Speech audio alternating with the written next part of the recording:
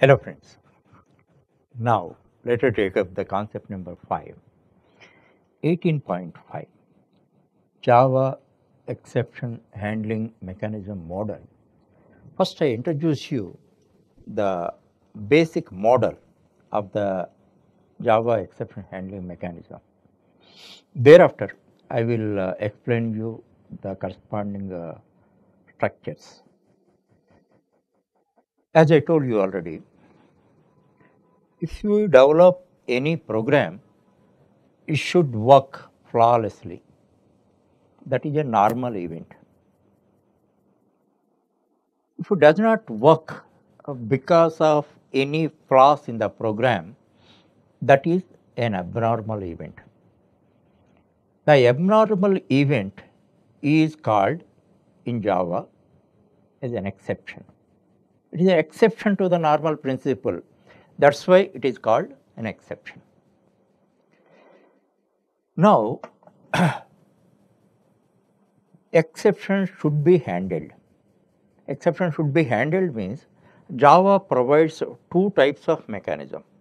One is default exception handling mechanism. Second one is explicit exception handling mechanism. Default exception handling mechanism model already showed you through 2-3 programs. By that, what you could understand now, wherever exception happens, there exception handling mechanism identifies that and identifies the object, exception object, and it searches for the doctor. That means the exception handling mechanism may be provided then and there, or otherwise in any one of the calling methods in the stack may be provided. So what is done?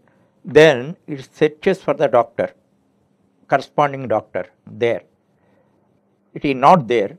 If any calling methods are there, in all the methods it searches up to the main. Main is the first caller, you know that. So ultimately no doctor is provided. Here I simply call as doctor. Exception handling mechanism I am calling as a doctor. If no doctor is provided, ultimately program is terminated, and whatever consequences we have to bear because of the abrupt termination of the program, we must bear. But only one advantage is what type of exception happened, how patient died, we can know clearly. Clearly verbatim it is defined, like arithmetic exception, array index out of bound exception, null pointer exception, like that. Clearly how exception happened, that we could know. That is the only advantage of default handling mechanism. It is nothing but a postmortem report. Patient died because of some reason, we are able to understand what is the reason for that.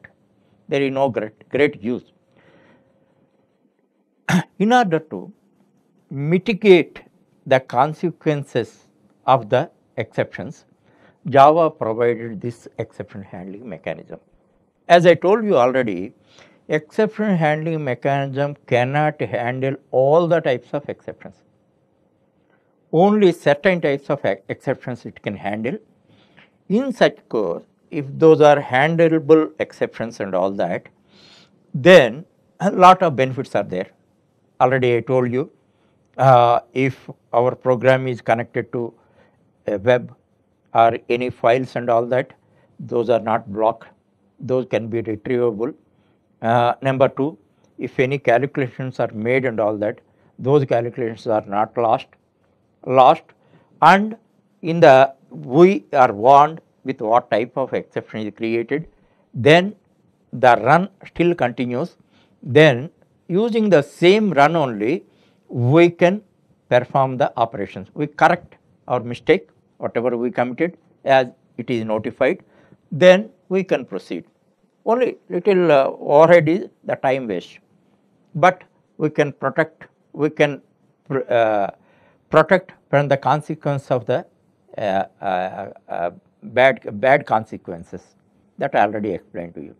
One more time this example I tell you, always remember that when you go for interviews and all that, if you technically explain the concept, you are posed to next questions. If it is not 100% clear and all that, definitely the interviewer will ask you few more questions. That is why always take an example, because you can remember examples very well. Once you give an example, then you can convince others. Then they never ask you technical details. That is why once again I am telling you, you go to a ATM, bank ATM, and ask for uh, non-multiples of 100, like 3650. He did not remember or did not aware of the limitation. Bank ATM can issue notes in multiples of hundreds. It may be 3600 or 3700, but it should not be 3650. Then what happens? Once you insert your card, the program, corresponding program is started. Now, the program is not designed for issuing non-multiples of 100 like 50 and all that. That is why in normal case, no exception handling mechanism is provided, program is terminated. You are at a loss, why program is terminated?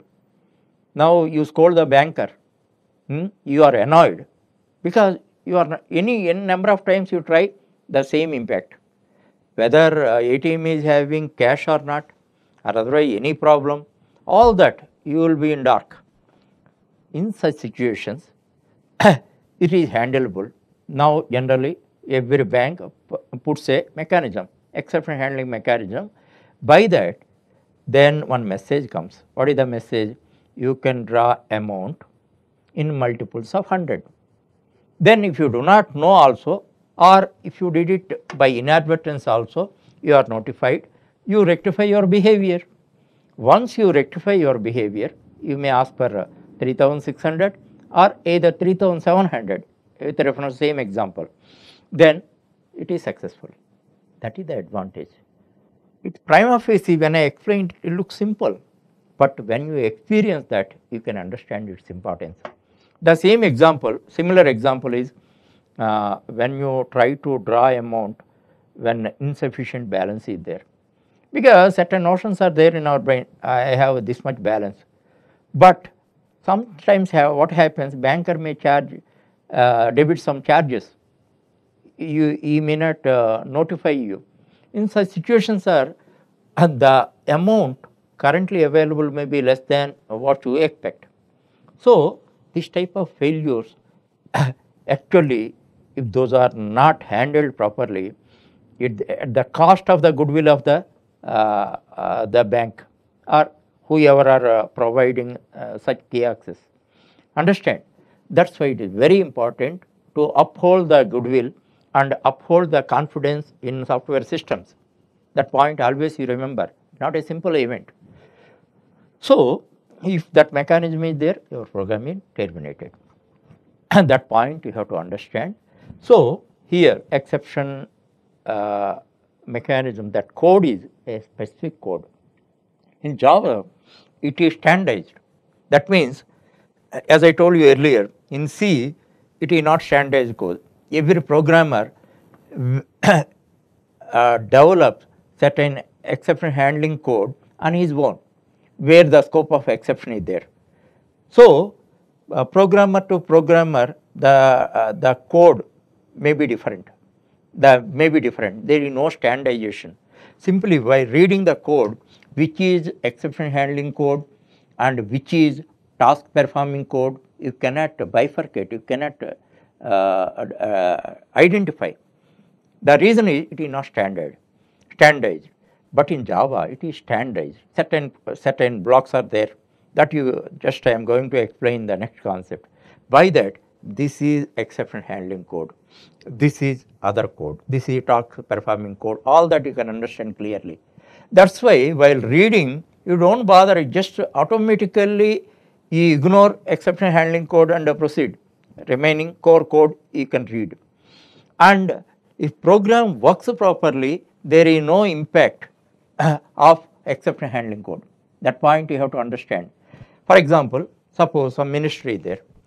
For minister, if he goes for outside visits and all that, lot of security measures are taken, like an ambulance is provided, proper security guards are provided, bomb checking squads are provided, and many precautionary measures are provided. Okay, a lot of pains they take, but nothing is happened. Everything is smooth. You feel that all this is unnecessary, but that is not true. Something happens and all that. Their role is very important. Their role is very important. In the same manner, in case of exception handling also, you must remember that it is a lot of overhead. Definitely we have to write a number of lines as an exception handling code. Something goes wrong, they have their role. Everything goes well, they have no role. They are simply ignored.